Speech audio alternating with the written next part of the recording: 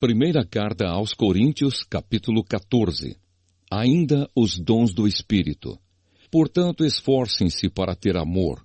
Procure também ter dons espirituais, especialmente o de anunciar a mensagem de Deus.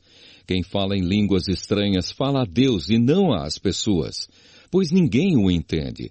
Pelo poder do Espírito Santo, ele diz verdades secretas. Porém, quem anuncia a mensagem de Deus fala para as pessoas, ajudando-as e dando-lhes coragem e consolo. Quem fala em línguas estranhas ajuda somente a si mesmo, mas quem anuncia a mensagem de Deus ajuda a igreja toda. Eu gostaria que vocês todos falassem em línguas estranhas, mas gostaria ainda mais que tivessem o dom de anunciar a mensagem de Deus. Porque quem anuncia a mensagem de Deus tem mais valor do que quem fala em línguas estranhas, a não ser que esteja ali alguém que possa interpretar o que está sendo dito, para que toda a igreja seja ajudada espiritualmente. Por isso, irmãos, quando eu os visitar, que proveito vocês terão se eu lhes falar em línguas estranhas? É claro que nenhum, a não ser que leve a vocês alguma revelação de Deus, ou algum conhecimento, ou alguma mensagem inspirada, ou algum ensinamento. Por exemplo, além da voz humana, existem os instrumentos musicais, como a flauta e a harpa. Se os sons não saírem com toda a clareza, como poderá alguém saber o que está sendo tocado em um ou outro desses instrumentos? Se quem toca a corneta não der um som bem claro, quem se preparará para a batalha? Assim também, como é que os outros vão entender o que vocês estão dizendo se a mensagem por meio de línguas estranhas não for clara? Vocês estariam falando para o vento. No mundo há muitas línguas diferentes, mas cada uma faz sentido. Porém, se eu não entendo a língua na qual alguém está falando comigo, então quem fala essa língua é estrangeiro para mim, e eu sou um estrangeiro para ele. Por isso, já que vocês estão com tanta vontade de ter os dons do Espírito, procurem, acima de tudo, ter os dons que fazem com que a igreja cresça espiritualmente. Portanto, quem fala em línguas estranhas deve orar pedindo a Deus que lhe dê o dom de interpretar o que elas querem dizer. Porque se eu orar em línguas estranhas, o meu espírito de fato estará orando, mas a minha inteligência não tomará parte nisso. O que vou fazer então? Vou orar com o meu espírito, mas também vou orar com a minha inteligência. Vou cantar com o meu espírito, mas também vou cantar com a minha inteligência.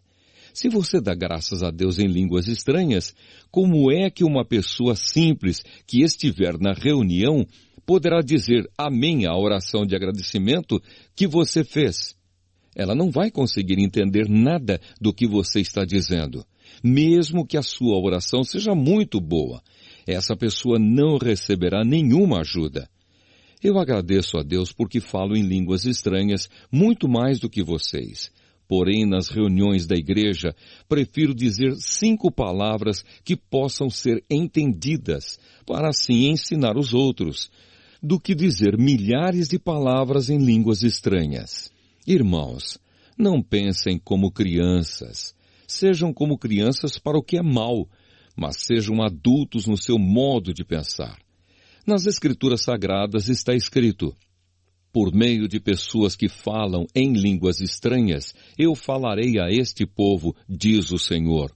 Falarei por meio de lábios estrangeiros, mas assim mesmo o meu povo não me dará atenção.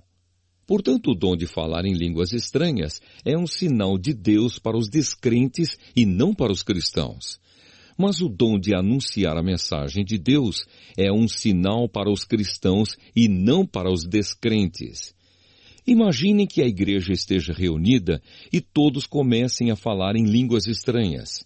Se chegarem ali algumas pessoas simples ou descrentes, será que não vão dizer que vocês estão loucos? Mas se todos estiverem anunciando mensagens de Deus e entrar ali um descrente ou alguém que seja simples, Ele vai ouvir o que vocês estão dizendo e se convencer do seu pecado. E ele será julgado pelo que ouvir. Os seus pensamentos secretos serão revelados e ele vai se ajoelhar e adorar a Deus, dizendo: Deus está mesmo no meio de vocês. A ordem na igreja. Portanto, meus irmãos, o que é que deve ser feito? Quando vocês se reúnem na igreja, um irmão tem um hino para cantar, outro alguma coisa para ensinar, outro uma revelação de Deus, outro uma mensagem em línguas estranhas, e ainda outro a interpretação dessa mensagem. Que tudo seja feito para o crescimento espiritual da igreja. Se algum de vocês falar em línguas estranhas, então que apenas 2 ou 3 falem, um depois do outro, e que alguém interprete o que está sendo dito. Mas se não houver ninguém que possa interpretar, então fiquem calados e falem somente consigo mesmos e com Deus. No caso de 2 ou 3 receberem a mensagem de Deus, estes devem falar, e os outros que pensem bem no que eles estão dizendo. Se uma outra pessoa que estiver ali sentada receber a mensagem de Deus, quem estiver falando deve se calar. Vocês todos podem anunciar a mensagem de Deus, um de cada vez, para que todos aprendam e fiquem animados. Quem fala deve controlar o dom de anunciar a mensagem de Deus, pois Deus não quer que nós vivamos em desordem, e sim em paz. Como em todas as igrejas do povo de Deus, as mulheres devem ficar caladas nas reuniões de adoração. Elas não têm permissão para falar. Como diz a lei, elas não devem ter cargos de direção. Se quiserem saber alguma coisa, que perguntem em casa ao marido. É vergonhoso que uma mulher fale nas reuniões da igreja. Por acaso a mensagem de Deus veio de vocês? Ou será que veio somente para vocês?